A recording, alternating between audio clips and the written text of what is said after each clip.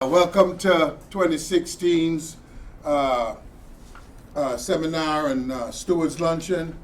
You know, we have this luncheon every year because some of you are new, so you'll find out next year. But our stewards really take the brunt of our members' complaints and issues, and it's actually the filter before it gets to us. And so the better you are, is the less work I have to do.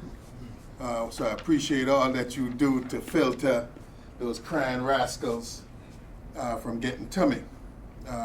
And we have this every year as really as a sign and a token of our appreciation for the hardships and the dilemmas that you go through every year.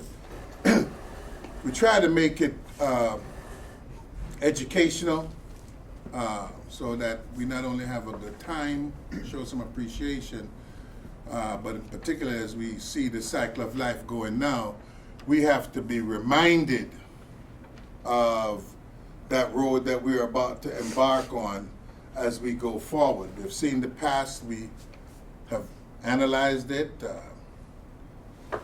with some degree of disagreement. We have discussed them and have decided as what that past looks like. Now we have to deal with a future that is uncharted. So the next 4 years, we are going to be like Vasco da Gama, Columbus, and those before who went into uncharted waters.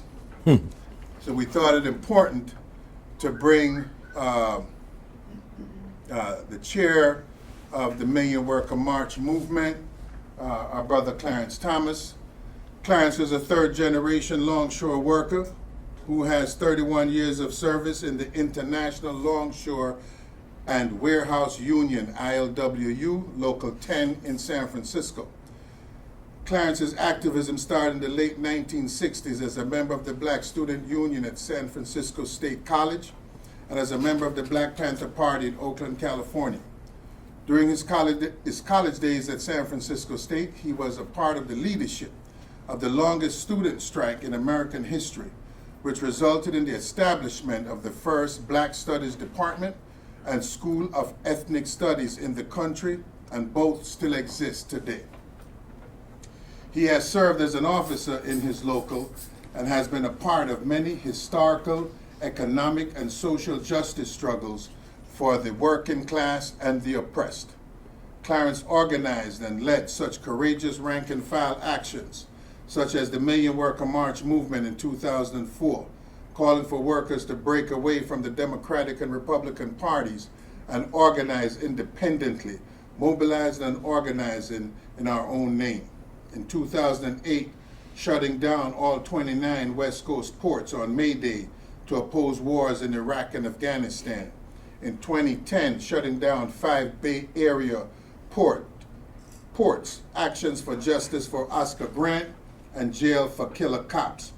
In 2011, on the 43rd anniversary of the assassination of Reverend Dr. Martin Luther King Jr., shut down Bay Area ports for 24 hours as a day of solidarity with Wisconsin workers. In 2011, shutting down docks on December 12th in solidarity with West Coast Occupy Wall Street. In 2014, port shutdown, solidarity action for Palestine.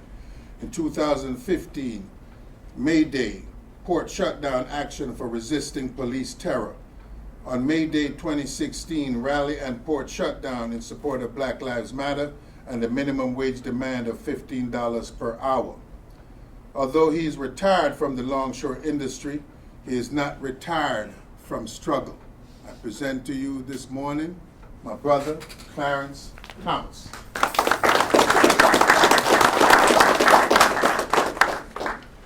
Thank you very much, Chris. It's an honor to be with you this morning at the 2016 Local 808 Stewards Luncheon.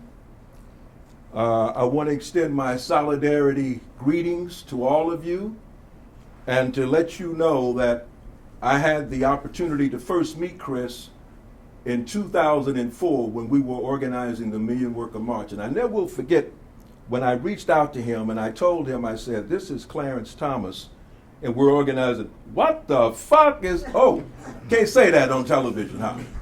What the F, are you BSing me? Because he thought I was joking because of my name, of course. I said, no, this is no joke.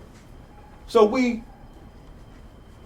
got acquainted that way over the phone, 3,000 miles away, around the issue of a million worker march, a workers' agenda, which really is what's needed today.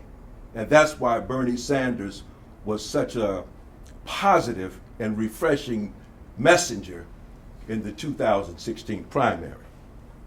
Universal health care, the end to endless wars, national living wage, stop the dismantling of public education, protecting Social Security, the rights for all workers to have a pension, affordable education, and into corporate trade agreements like the TPP. That's just some of the demands that we put forward at the Lincoln Memorial in 2004. So solidarity is not an empty slogan, brothers and sisters and friends. It is about action. It is about sacrifice. I'd like to call your attention to a photograph that I'm sure many of you have seen. I don't know how many times you've come into this hall. This photograph actually captures what I'm going to talk about today. And that is the 1934 General Driver's Strike in Minneapolis, Minnesota, that was organized by the Teamsters, and the 1934 Longshore Maritime Strike that shut down all 29 ports on the West Coast in 1934. I call it a rendezvous with destiny. Can you imagine this?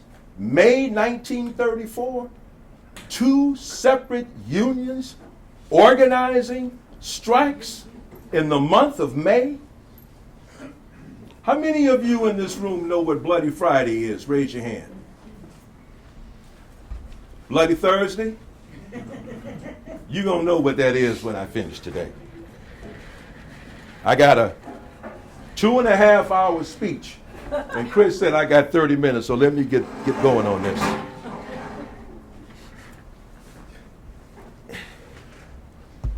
I told Chris, I said, this might be the last time you have a longshoreman to come and speak at your union. He said, well, Clarence, we're ready for it.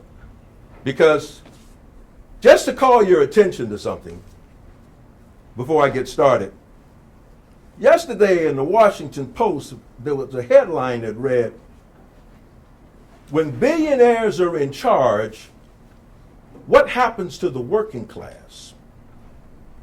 This had to do with the fact that the president-elect has appointed the most richest and powerful people to cabinet positions in the modern history of America.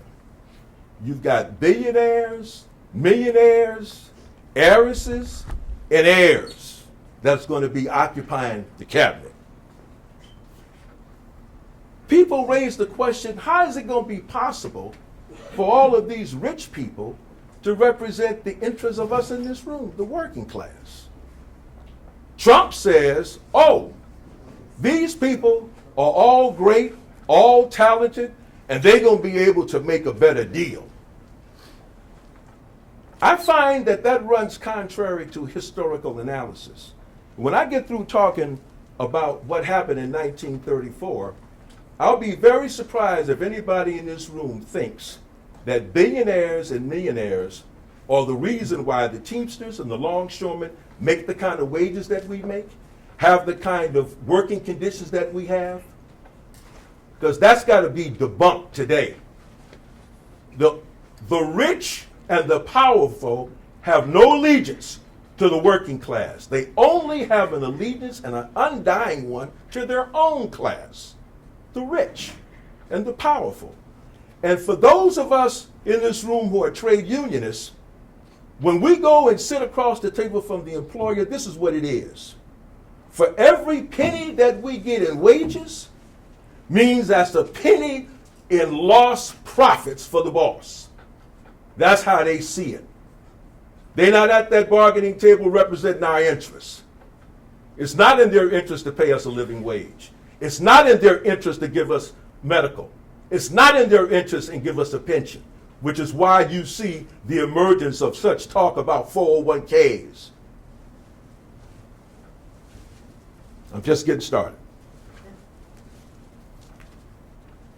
Today, the focus of my remarks is to remind all of us in this room of our shared history of radicalism, courage, sacrifice, solidarity, and the lessons that we must learn and apply today. As Chris mentioned in my bio, my radical activism started at San Francisco State College in the 1960s. One of the things that was so remarkable about that strike was because of the fact that it lasted for 4.5 months. I never will forget. Walter Cronkite used to come, was the head journalist, the TV journalist at CBS, and he would say, today, on the 45th day of the San Francisco State strike. I said, wow, we must really be doing something important. Let me read something to you that you'll find very interesting. This will give you some idea of what will start about our strike. Quote, one of the most effective confrontations in the history of the United States student movement, the San Francisco State College strike will no doubt serve as a precedent for future campus disruption. That strike has been unique in many forms, differing completely from the events at Columbia University in 1968 or the recent disruption at Cornell and Harvard. The San Francisco State College strike witnessed the formation of new alliances, the use of new tactics, and the mobilization of unprecedented support. The effectiveness of the strike can be attributed primarily to the leadership of the San Francisco State College Black Student Union. This is not a quote from a progressive or radical newspaper. This is a quote from the riots, civil and criminal disorders hearings before a permanent subcommittee on investigations of the Committee on Government Operations, United States Senate, 91st Congress, first session, part 22, page 571.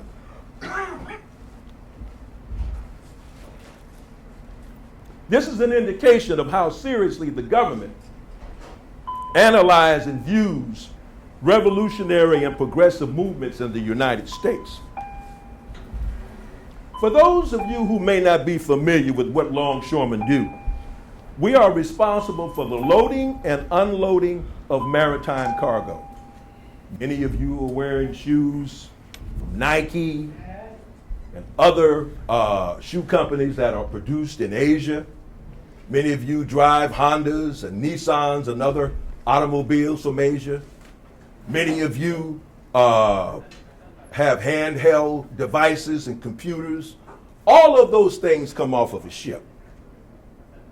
And we as longshoremen move that cargo and make it available to you, the consumer. The Teamsters and the ILWU, along with the International Longshore Association, are amongst the strongest industrial unions in the United States of America.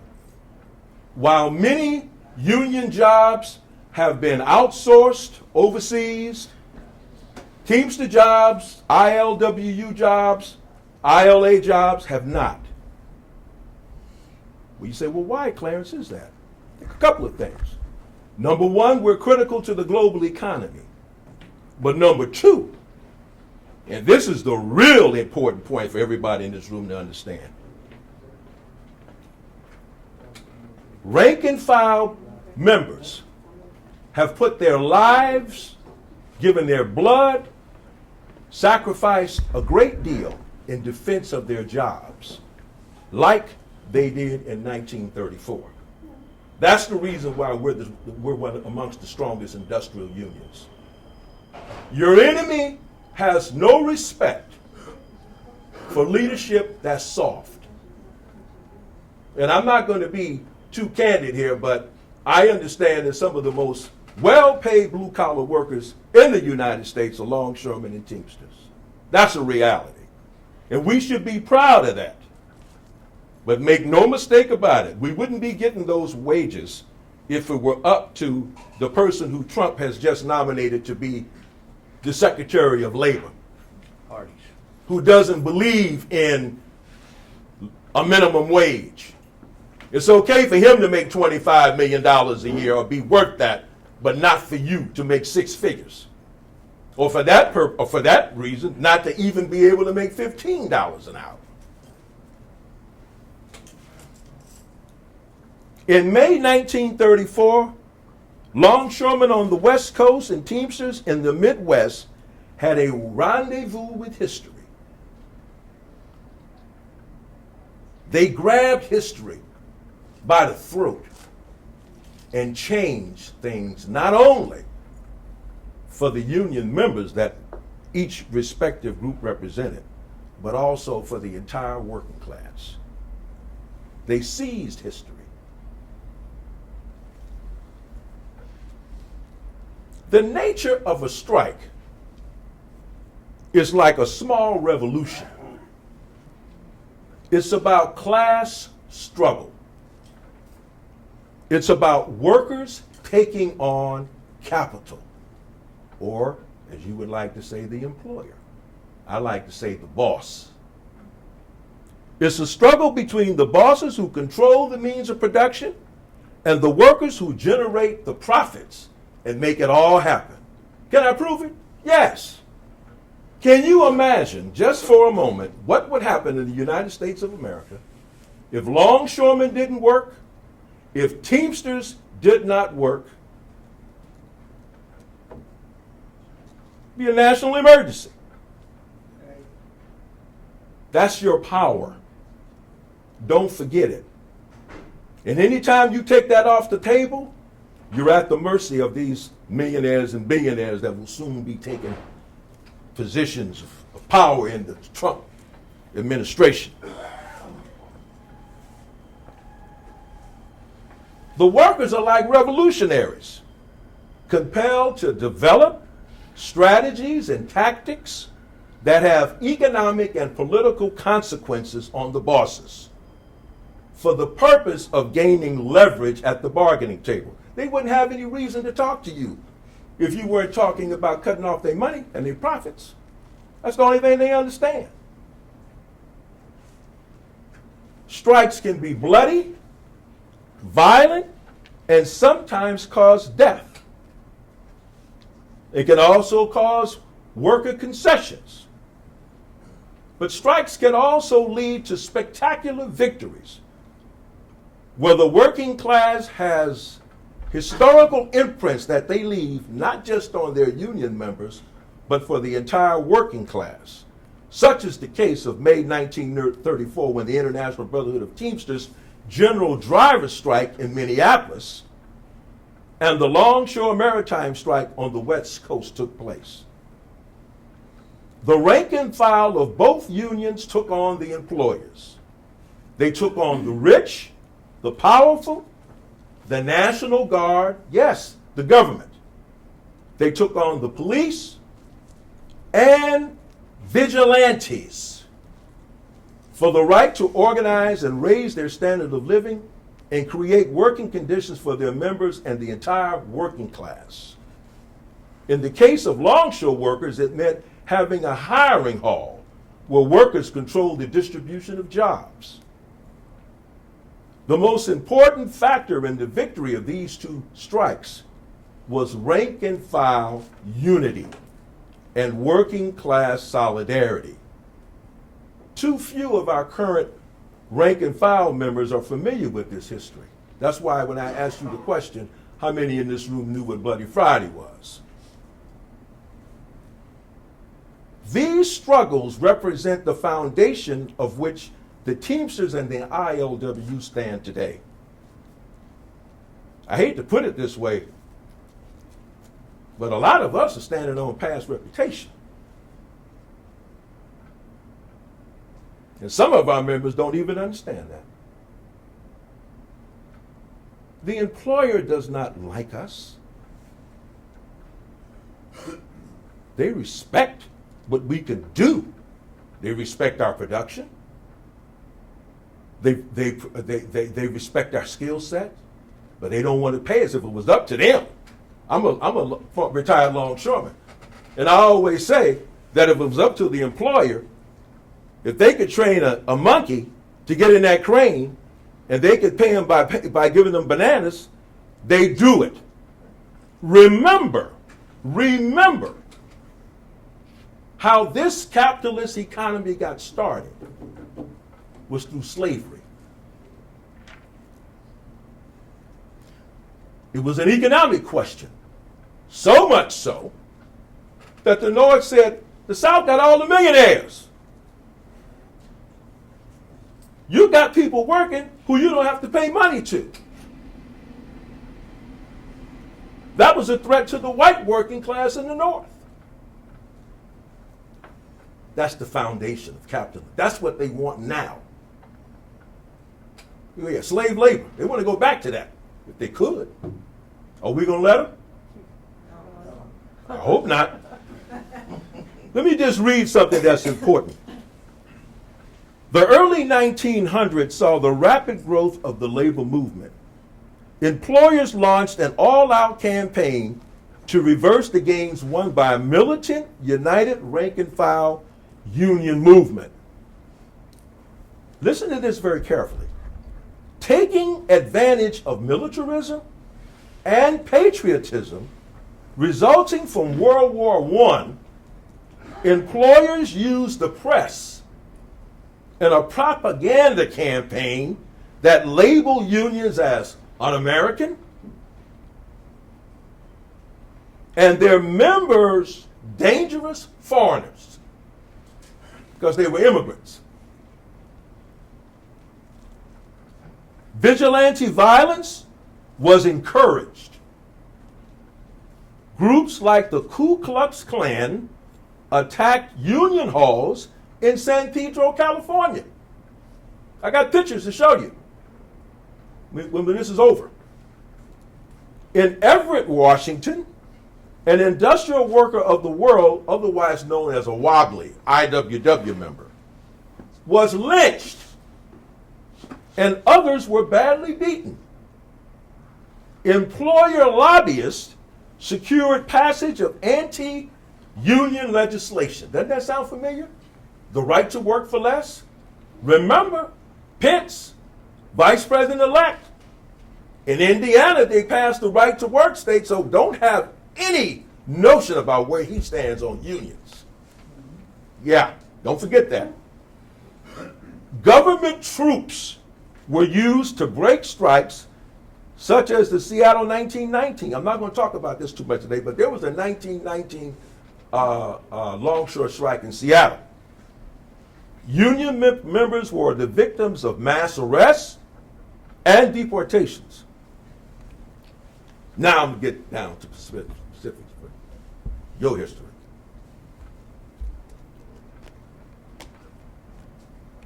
I like to talk extemporaneously, but there's too much valuable information. I want to make sure that I hit on all the points because you guys pay for my travel out here. You got to get your money's worth. So I'm going to lay it out. I don't want to miss anything. In 1934, Minneapolis was one of the major hauling centers of the United States and the major distribution center of the upper Midwest. A small group of organized drivers in the city made up the General Drivers Local 574 of the International Brotherhood of Teamsters. Local 574 had been trying for several years with little success to organize drivers in Minneapolis. They didn't care what industry the drivers were from. They wanted to create one large industrial organization for all drivers. Needless to say, it was a very hostile environment. Union recognition for workers was difficult to obtain in Minneapolis. Since the turn of the century, employers and organizations known as the Citizens Alliance have been the major force active during labor disputes in the city. The group consisted of prominent local property owners and various right-wing elements active in local politics. Doesn't that sound familiar today? The Alliance took a strong anti-union line and was not adverse to using violence to break up strikes. But Local 574 finally caught a break. In February of 1934, the local won a difficult strike at a coal yard, and the victory prompted thousands of workers to join the union en masse over the next few months. This gave Local 574 an unprecedented boost, both in terms of membership numbers and credibility among drivers and warehouse workers. By May, the number of organized drivers and warehouse workers in Minneapolis had grown to 5,000. But many companies in the city refused to recognize the union. The only recourse left to the workers was what? Yeah, don't be shy. A general strike. It was called a general driver strike. The strike began on May 16th, 1934. By the way, the San Francisco longshore strike started on May 9th, 5 days before. Is that coincidence? The workers demanded recognition of the union, wage increases, shorter working hours, and the right of the union to represent, quote, inside workers, unquote. That was workers employed in distribution centers and workers who were not drivers, such as warehouse and loading bay workers. The strike brought all trucking inside of the city to a standstill. It also used some techniques that were not normally used in labor actions, such as flying pickets. Anybody in the room know what a flying picket is? I'm going to explain it to you. Flying pickets were established and deployed from the union headquarters. They patrolled the streets. This is the Teamsters now. They patrolled the streets in fleets of cars and trucks to ensure that no scab trucks were on the move. This is revolutionary. This is not about a picket line where you go, what's the picket line? Trucks is moving. We're going to stop the scab trucks.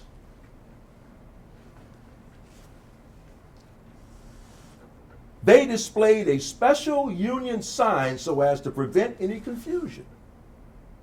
There was a committee of 100 strikers made up of rank and filers like you in this room, which had broad representation from workers of most of the hauling companies in the city. It was established to direct day-to-day issues and coordinate relief to strikers' families. The committee established a daily newspaper called The Organizer, which reported information and news about the strike to members of the community at large. Outreach. A women's auxiliary group consisting of female supporters and wives of strikers was set up to conduct solidarity work from the union headquarters, such as organizing daily demonstrations at City Hall, beef up picket lines, run a food commissary, and help operate a small hospital for strikers injured on the picket line and their families. Some of the women even took part in street fighting when workers clashed with the police. These are revolutionary act. 1934, can you imagine that? This is your members. The Strikers Committee also established an important link between, this is very important, striking workers and organizations of the unemployed. Because even if a worker is unemployed, they're still workers, right?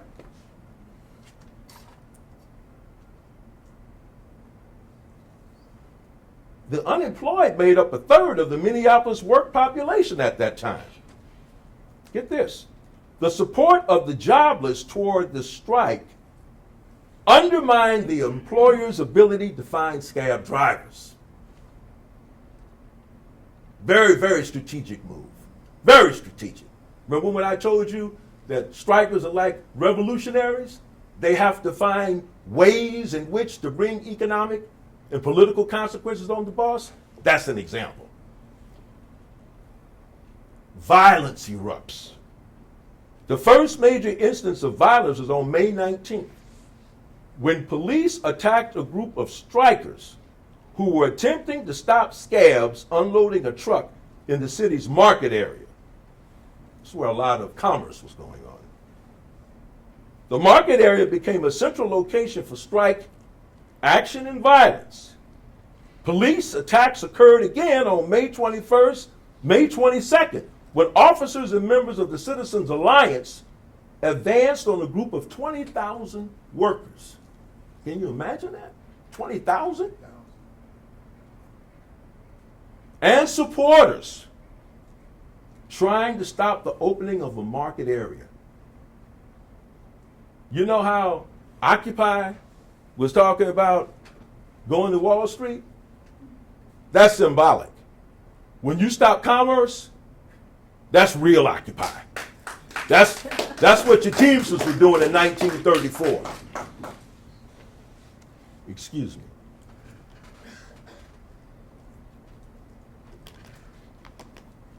By this time, many workers in Minneapolis had followed the Teamsters on strike in solidarity. About 35,000 building workers had walked out in protest of the police violence, and many more struck for union recognition. On May 25th, employers in the city accepted many of the strikers' demands and worked through other issues with the help of mediators appointed by the governor. The strikers returned to work, but guess what? In a matter of weeks, it became apparent that the employers were not abiding by the terms of the agreement. Many union members were fired. Between May and July, workers filed 700 cases of discrimination. The companies also refused to recognize their agreement to let the unions organize inside workers. See, they wasn't going to go for that. You're not talking about just the drivers. Now you're talking about going inside. That's expanding your jurisdiction. Which means what? More jobs. More power. More power. Guess what? The workers again took up the strike on July 17th. They didn't have any quitting there. 3 days later, this relates to that question that I asked about who knew about Bloody Friday. 3 days later, the most violent episode of the strike took place. A large group of unarmed workers were fired on by more than 100 police officers. You didn't hear me wrong. 100 police officers. They had been lured to a street corner by deputies in a scab truck. Remember when I told you that a strike is like a revolution? Bloodshed? The incident became known as Bloody Friday. Everybody should remember what Bloody Friday is. That's a very important date in Teamster history. Bloody Friday, July 20th. A public commission set up after the strike later testified that police took direct aim at the pickets and fired to kill.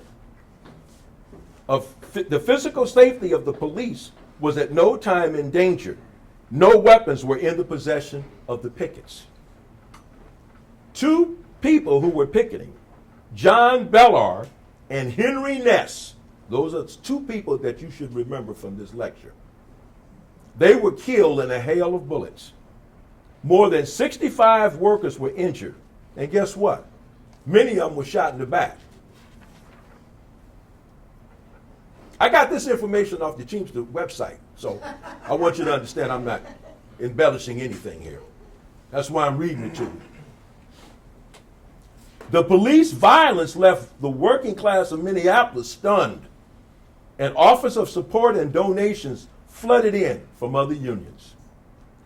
Workers took part in strikes to protest the shootings, including a one-day strike of all the city's transport workers. The Minneapolis Labor Review reported that a crowd of 100,000 attended Henry Ness's funeral. Can you imagine that? 100,000? Governor Floyd B. Olson immediately declared martial law in Minneapolis, deploying 4,000 National Guardsmen at his disposal.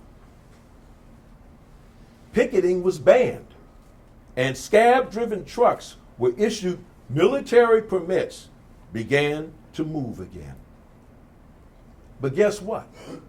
The union, seeing this as an attempt to break the strike, demanded that all permits be revoked. And in defiance of martial law, let me underscore this, in defiance of martial law, the workers vowed again to return to the picket lines on August the 1st. On the night of July 31st, the union headquarters was surrounded and raided by National Guard troops. Strike leaders were arrested. But rather than hide, the union rank and file called a mass rally demanding the release of all arrested union leaders.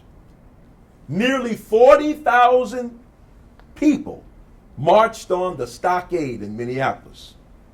The leaders were released, and the captured union headquarters was surrendered. This is a day I won't forget. The strike finally ended on August 21st. That's the day I was born. Wow. Wow. Maybe that got something to do while I'm here speaking to you today. Yeah. Karma. Through mediation, the employers and the Citizens Alliance accepted the union's major demands. Elections were held in workplaces, and many more workers joined the union.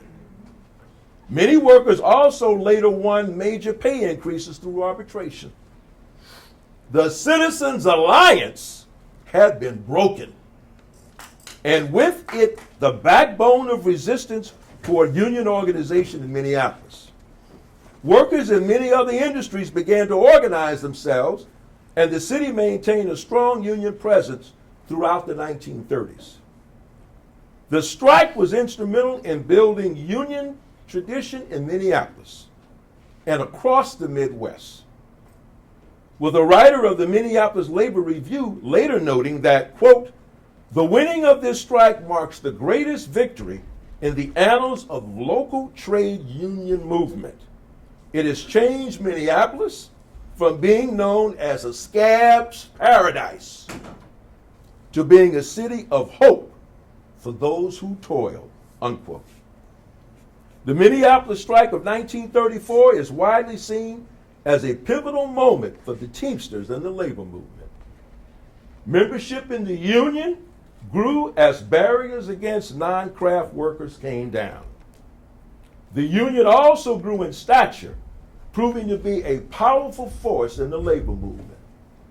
The outcome of the strike led to the enactment of legislation such as the National Labor Relations Act and the Fair Labor Standards.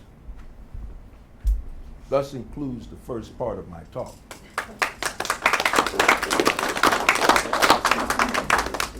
Now we're going to move to San Francisco.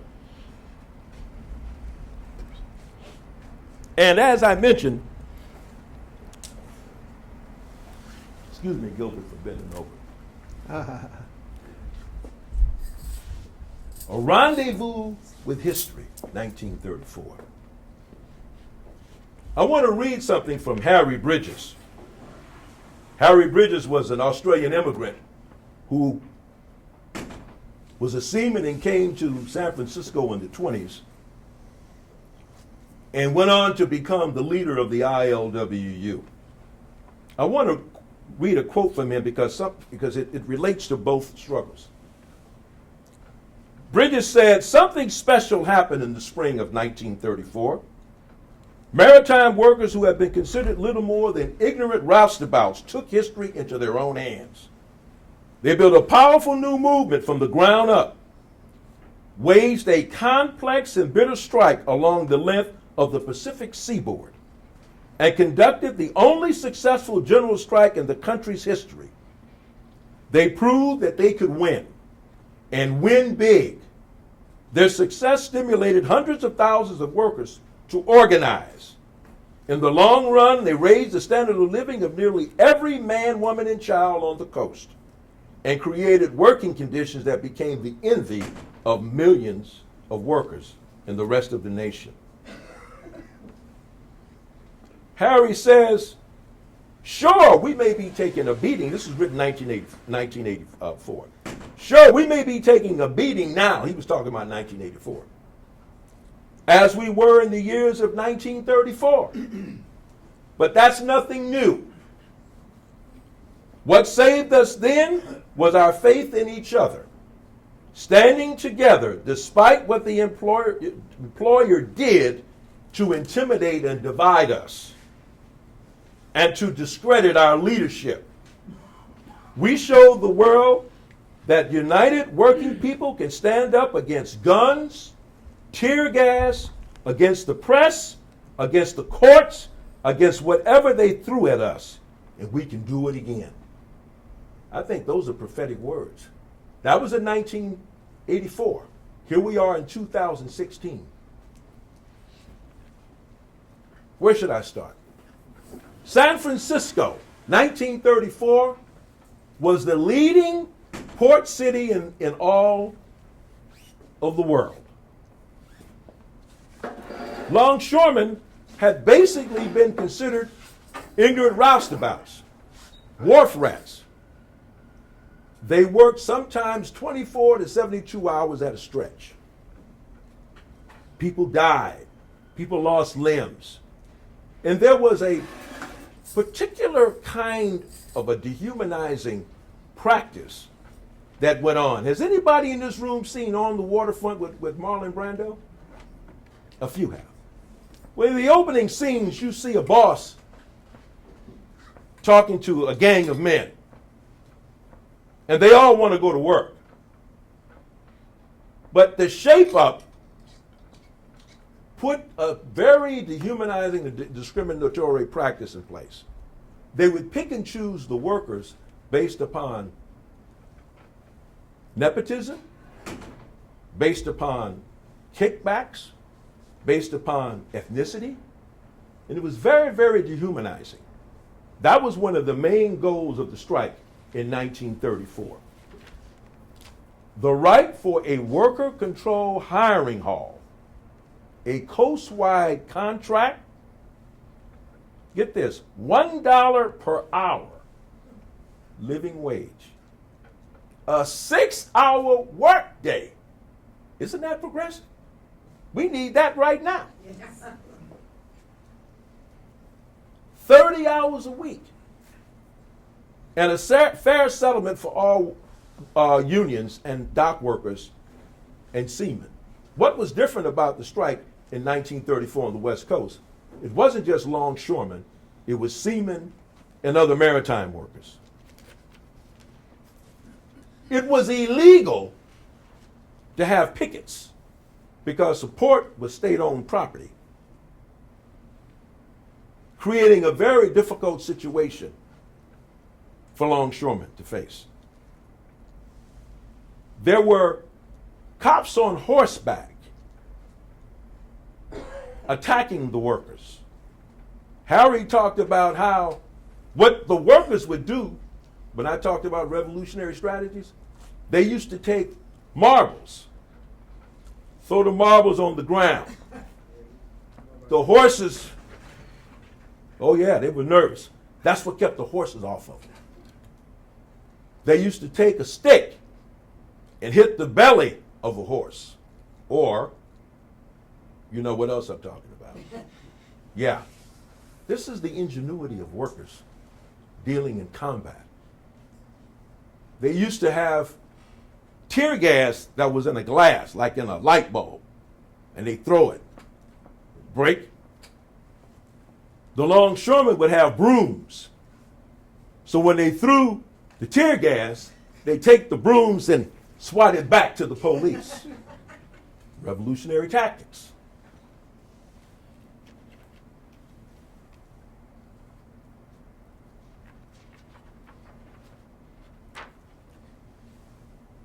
The media said that the strike was a communist conspiracy, a Bolshevik agenda being carried out in San Francisco by communists. Why? Because the idea of workers democratically distributing their own jobs was revolutionary. Calling for the employer to pay for a hiring hall that the union would run, revolutionary. You got to realize something. The ship owners thought that they were the shock troops of capitalism, going up against the Bolsheviks. This was the media talking, creating hysteria.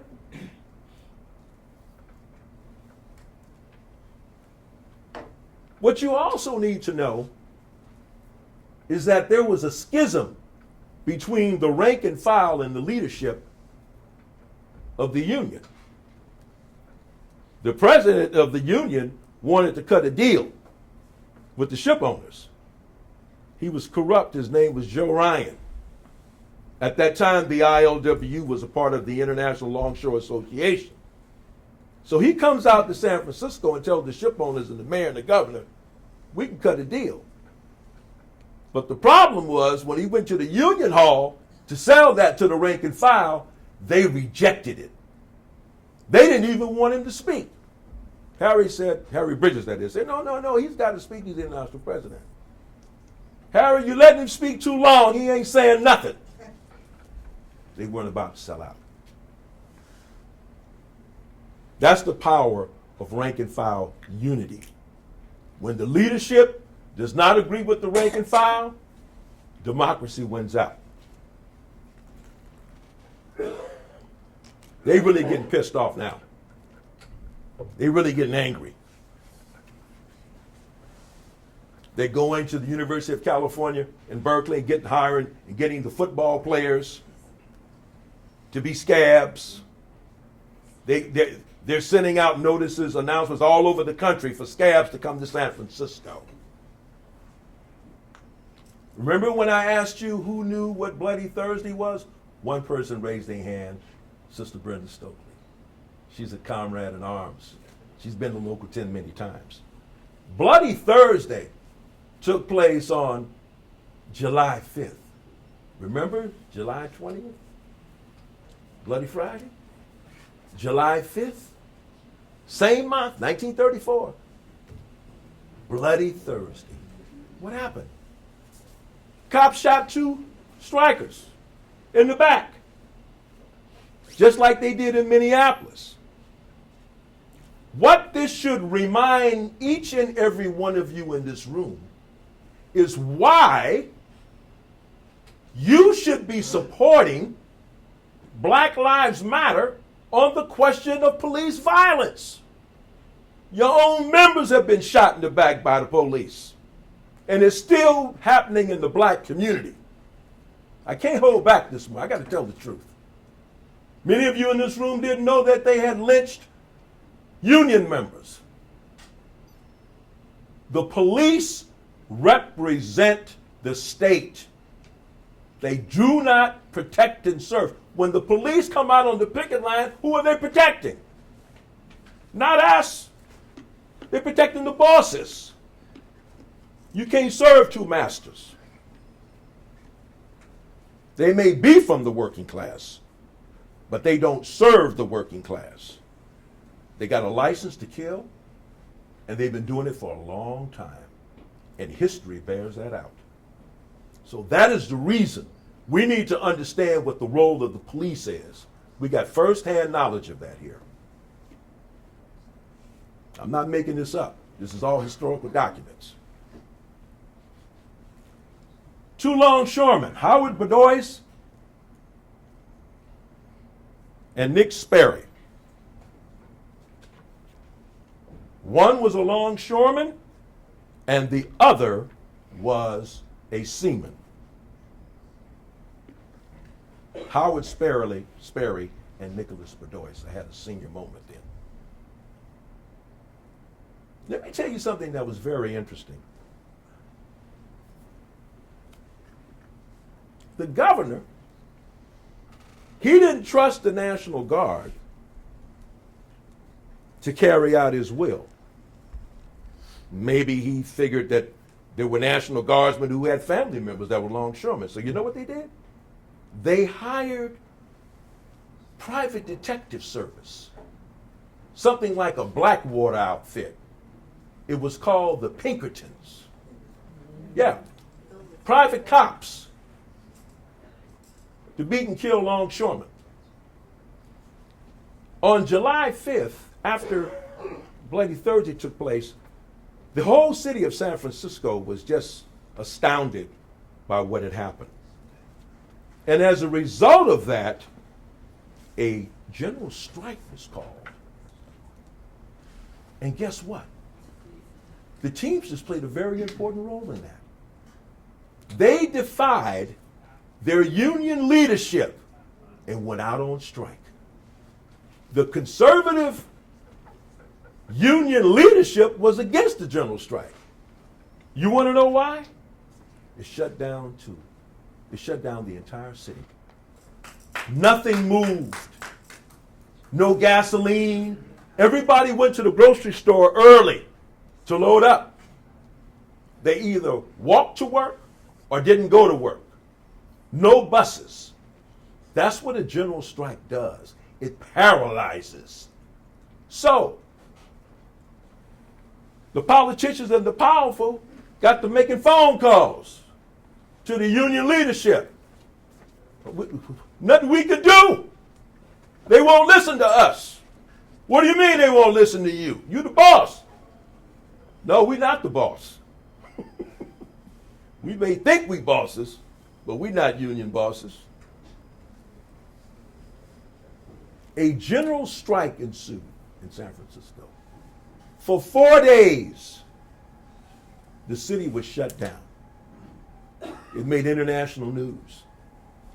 In the meantime, you've got the National Guard, the Pinkertons, everybody. They all going crazy. They're attacking workers left and right. They ain't stopped.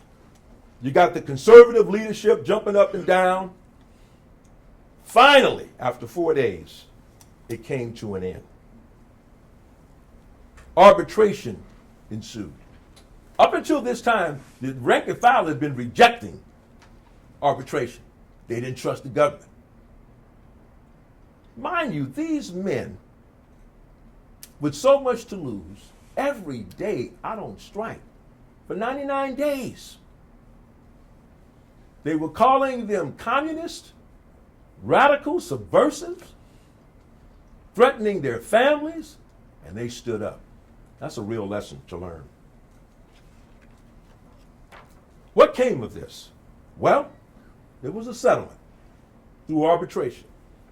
Guess what? They got the hiring hall, which they said they would never get, the employers. Number two, they got that coast-wide contract, which eliminated port-by-port competition and fighting, dividing the rank and file. They got that $1 per hour living wage. The only concession was that they weren't able to secure for all of the unions that were working in maritime everything that they wanted to get up front. The strike was settled.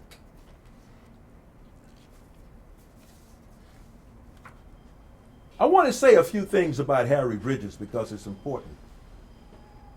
I told Chris I was going to bring this up not to embarrass him. He said it was okay. But there's something that Harry Bridges and Chris Silveris share. Both immigrants who headed a union. Harry eventually became a citizen in 1948. But on 4 separate occasions, they tried to have Harry deported. They tried to have him deported on the allegation that he was a member of the Communist Party. Harry said that 95% of the things they were saying about him were true, but he wasn't a member of the party. He said he believed in unemployment insurance. He said he believed in the fact that rank and filers should be able to remove members of their leadership. He also believed that workers had the right to stand up and take positions on matters other than wages, working conditions, and benefits. So the question was, well, Harry, what else should they be able to do? They should be able to stand up and strike on the question of civil liberties. They should be able to stand up on the question of discrimination. One of the things that I did not tell you, and I wanted to save it for last, is because during the 1930s, there weren't a lot of black people working on the waterfront. And a lot of that had to do with white supremacy. The black people who did get jobs on the waterfront, you know how they got those jobs? As scabs. During strikes.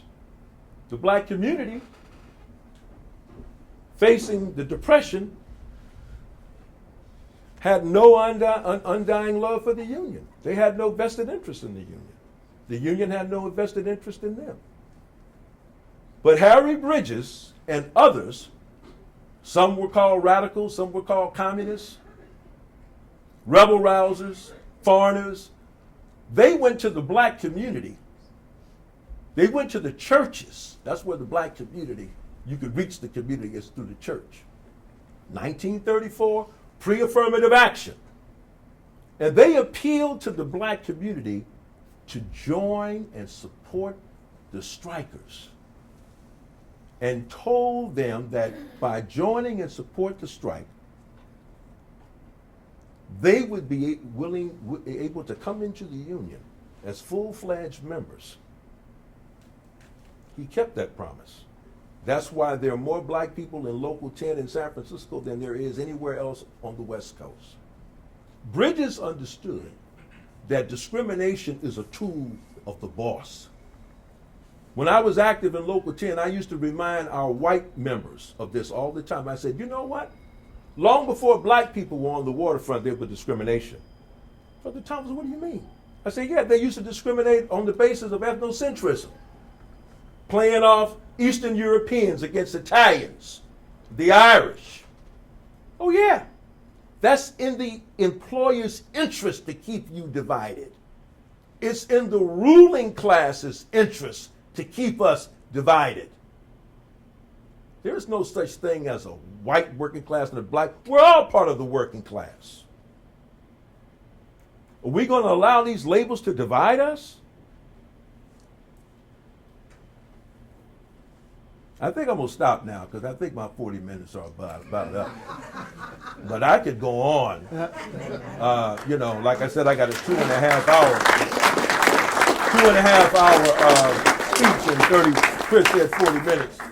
So I'm going to wrap it up. He did talk about questions, but I just wanted to tell you that I normally don't use a lot of notes, but I had to use them today because it's just so important for this information to get out. I suggest that you go to your website to find out more about the Minneapolis General Driver strike. I think it's you can see how important it is. They need to have movies about this. I don't know how much footage we have that for the strike. I'm sorry, Chris? Tell Ryan. I'll tell Ryan. My nephew, Ryan Kubler, he's the director of Fruitvale Station and also Creed. I've been trying to get him to talk about the ILWU. For those of you who may not know, the ILWU has done some revolutionary things. In 1938, when Japan invaded Manchuria, we refused to handle scrap iron going to Japan. Why? Because Harry Bridges and others said, if you send that scrap iron to Japan, remember this is during the rise of fascism, World War II had started, they're going to use that material to drop bombs on American soldiers. That was prophetic because we remember what happened at Pearl Harbor.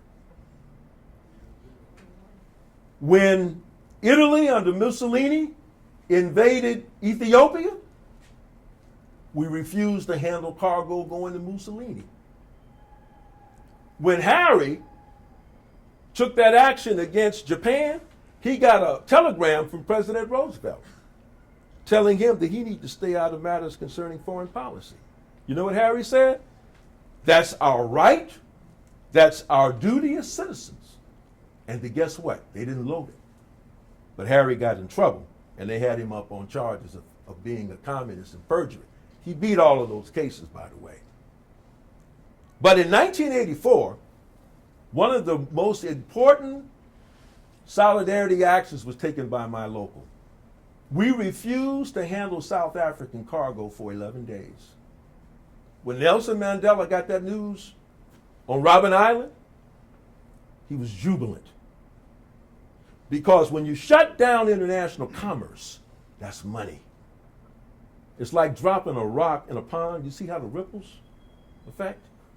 Hey, they threatened lawsuits on union members, union officers who were involved in that. When Nelson Mandela got out of jail, he came to San Francisco and he thanked the ILW because what it did is it raised the pressure against apartheid. Questions? Don't everybody raise their hand at once.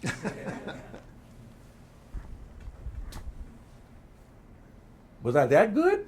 Yes. Or y'all just hungry, ready to get something to eat? Chris, something I want to do before I forget, because I'm getting old. I want to present the ILWU hook to Chris Silvera. Yeah, she's getting older too. No, I stopped. I'm behind her. This hook symbolizes how longshoremen used to work when we used to handle pallets. So this is for you, Chris. All right, thank you. And I also want to give Chris a copy of Men Along the Shore. This will confirm that the things that I was saying here today was not made up. I'd like to give you this book. Oh, thank you. And I want to thank you again. Thank you for coming by. Okay. Can I borrow those notes and take them someplace and read them like they were mine? Absolutely. Okay, good. Very good. Good. Save me a lot of work. Who was that got plagiarized? Melania. So I guess I got to say something before I start reading it. This is, so, for those of you who heard, if you got questions, we still have time for questions. Glenn is gone now, so they can relax. So, because one of the things that you talk about the strike of 34, the strike of 34 in Minneapolis actually lays the groundwork. Jimmy Hoffa, not the son, that's James P. Hoffa, but James R. Hoffa, the father, actually learned from that strike. And that strike in 34 actually forms the foundation of what became known as the National Master Freight Agreement that put all truckers that were Teamsters under what's known as the Master Freight Agreement. One contract across the country, no matter where you are, you got paid the same rate, you got the same benefits and so forth like that. That has eroded because Jimmy Carter signed a law called deregulation that destroyed the trucking industry and the airline industry. And just to give you a sense of what that means, when Carter signs deregulation, it destroys pensions, it destroys health coverage, and it moves people to believing that because I own one truck, I am a boss. A boss of bills maybe, but not a boss of making money. Because if you own a truck and you have to fix the tire, and when it breaks down, you got to do, and you got to buy gasoline at the retail rate, not the wholesale rate like J.B. Hunt and all these big guys do. In the airline industry, it destroyed great paying jobs, pensions. If you remember, there were essentially American Airlines, TWA, Pan Am, American, United. It was the big five. Piedmont, Eastern. So now they do deregulation, and you start People Express and all these cockamamie airlines that have all disappeared. So they go through the cycle of cheap tickets, the whole 9 yards, bankruptcy, destroying contracts and union contracts, destroying pensions. Today, you're back to about 5 national airlines that can take you any goddamn place, but the pilots get paid less, the flight attendants get paid less, the pensions have disappeared, you're paying for your health coverage. This is a race to the bottom. The former chairman of General Electric, they call him the godfather of CEOs, Jack Welch, when asked once, where was the most ideal place to build a factory? He said on a barge, because he could move that barge anywhere in the world to take advantage of cheap labor. Nobody's lowering rent. Nobody's lowering the price of bread. Nobody's lowering the price of milk. Nobody's lowering the price of education if you want to send your kid to college or anything like that. So how do you survive and compete in a world where on the other side of you is somebody making $1 a day when you're making $20 an hour? I'm not talking to you, some of you guys in here. Beyond that, I'm just trying to scale it down just in case Trump listening. But about 4 years ago, this gentleman Pence, who is going to be your next president, by the way, as soon as they impeach Donald. Something about your first lady being your daughter that strikes me funny, but no, let's move on. But just think about it. Pence passes about 4 years ago right to work in Indiana. Right? Mm-hmm. And I gotta hug him? Come on. And 4 years later, they're losing jobs to Mexico. So what did right to work do for the workers in Indiana? Nothing. It didn't save a job. It didn't create a job. It didn't do anything. So when you hear this argument about right to work, the argument is how do you work for less money? That's right. But nobody goes to the landlord and says to him, hey, listen, these guys are working less money. You got to drop the rent. Nobody's going to the bank and saying, hey, listen, you got to drop the price of a house. Nobody's going to anybody. This is about pushing you backwards to increase the profit of these companies. That's right. We live in a little cocoon called the railroad for the most part. Even Parkchester, because they can't pick them up and move those buildings. So you know, labor this, but we are in a struggle that is about to intensify. If you look at these appointments, they're billionaires and generals. When you put billionaires and generals in the same room, out of that party comes fascists, by and large.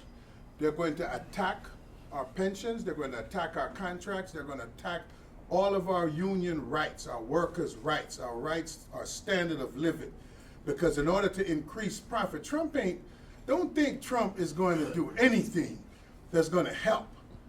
He doesn't have a history of it. There's no place where he gave money to the poor to feed the poor or anything like that. He has no history. Pence has none, and Pence is even worse than Trump, quietly told, because Pence actually thinks God is telling him stuff. So it's one thing that Trump goes up into Trump Tower and dream up some stuff and tweets. The other guy goes in a church and think God told him to screw all these workers. And that there's some biblical verse that justifies this. This is about, I ain't even going to talk about you old rascals in here. This is about our children's future. This is about the future of a country to provide a standard that we will be the first generation to hand off and actually flub the handoff of the baton to the next group of workers that's in front of us. When I came to the railroad, I was hired at 100%, 1978. 2016, and the workers coming in and has to work 5 years to get to 100%. Okay? Well, we made a little deal that made them hire them at a lesser rate, but they were able to get to the 100% in 5 years. The other unions, with the exception of the electricians and TWU, actually did a deal that it takes them 8 years to get to 100%. So from there to here, nothing has gotten better. It's only getting worse. So we have to start to get our mind out of just the simplicity of our contract and start to realize that we have a battle with homeless people. And that's important that we do something for them, that we have something to do. The same police that killed Walter Scott in South Carolina plants a taser beside him, all on video, that there's a hung jury that somebody had some doubt about what took place. We're in dangerous times, and we're going to have to work through these dangerous times, and the union is going to have to get its head out of its darker reaches and start to see the light and start to develop a program and an organizing effort. We did this in 2004. We did this against the power of the Democratic Party. We did this against the power of our internationals. Jimmy Hoffa, my dear Jimmy, I love you. But Jimmy, actually, and he gave us money. Yeah. So he gave us $20,000. $20,000 Over 2 years. Over several years. Right. Well, the first one was 10 grand, and then he did 10 again. That's right. $10,000. For the Million Worker March. He gave us the money, but he picked up the phone and called people who were going to send workers to the march and said, "Don't do it. Don't do it," because the Democratic Party said, "Don't do it." The Democratic Party is not the friend of the working class, because when they leave, no Democratic leader, senator, congressman, mayor have ever gone to work for a union. Do you know of any? No, I don't. I don't know of any. Because being a lobbyist pays way more Pays more money, money. than being international rep working for Jimmy Hoffa, in which his check is capped anyway by the Constitution. So we have to realize that we, as the rank and file, we are going to have to take up the mantle of leadership, and we're going to have to lead from the bottom up. We're going to have to force the leadership to take the direction that they have to take if we're going to protect our future and our children's future. Don't worry about me, I'm good. They come to get my pension, they'll call for Bin Laden, they'll resurrect Bin Laden. They don't want to see me coming for mine. But our children's future is at stake. When your child graduates from college and owes $50,000, $60,000, $70,000, Criminal. it's criminal. Oh, yeah. Ro, you say it right, it's criminal. You know what I'm saying? So we have got to deal with something, because they become indentured servants. My stepdaughter right now is in Atlanta. She's making about $11 an hour. I hate to tell you what she spent to go to Northeastern. Okay? And this is what's coming out. They're working as baristas in Starbucks because there's no real job. 30 years ago, if you went to college and did English, you were guaranteed a house and a car. You know, the picket fence, guaranteed. It was like something that was on the sheepskin at the bottom. It was fine print. Now, all you're guaranteed is to owe a guy for the rest of your life. And they can't buy a house for the first 30 years of their life. They can barely own a car. They live in their parents' basement, sucking the lifeblood out of their parents' pensions. This is what we're up against. And we, the labor movement, are going to have to deal with this. Because if we waiting on the Democratic Party, we saw this with Hillary. She couldn't even articulate to the working class. Trump didn't win. Hillary lost. She did not have a message that resonated with the people who were supposed to be her people. She didn't even go to Wisconsin one time. Are you kidding? If you hit a home run, even though the ball went out of the park, you still got to hit those bases. Plunk, plunk, plunk. And if you don't hit that base, you did not have a home run. That's right. She failed. This is what we're up against. So we, working class, we have got to stand up.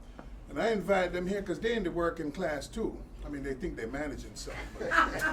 Oh, they still working. They still working. Matter of fact, when they fire us, they got to go through hoops. When they get fired, it's like, Oh, wow. Here comes the police. All right. Get that little picture of your wife and kid off the desk. Yeah, and go get on the about box. your business. Take the Yeah, box. yeah, little box. So we even have it better than them. We have the benefit of overtime. When you come out on Saturday, you get time and a half? You get some comp time, right? One you can't use yet. Because they keep calling you back. You know? So we still have something. There's a benefit to being a union member. We have to preserve that. That's right. We have to pass that on to the next generation. That's So that right. they'll have something that they could pass on to the That's future. right. Or in 2035, somebody will be picking cotton, because while they have a machine that could do it, that machine cannot fetch my mint julep. So just remind yourself of what the battle was about. So I thank you for coming. I appreciate your time. I tried to drag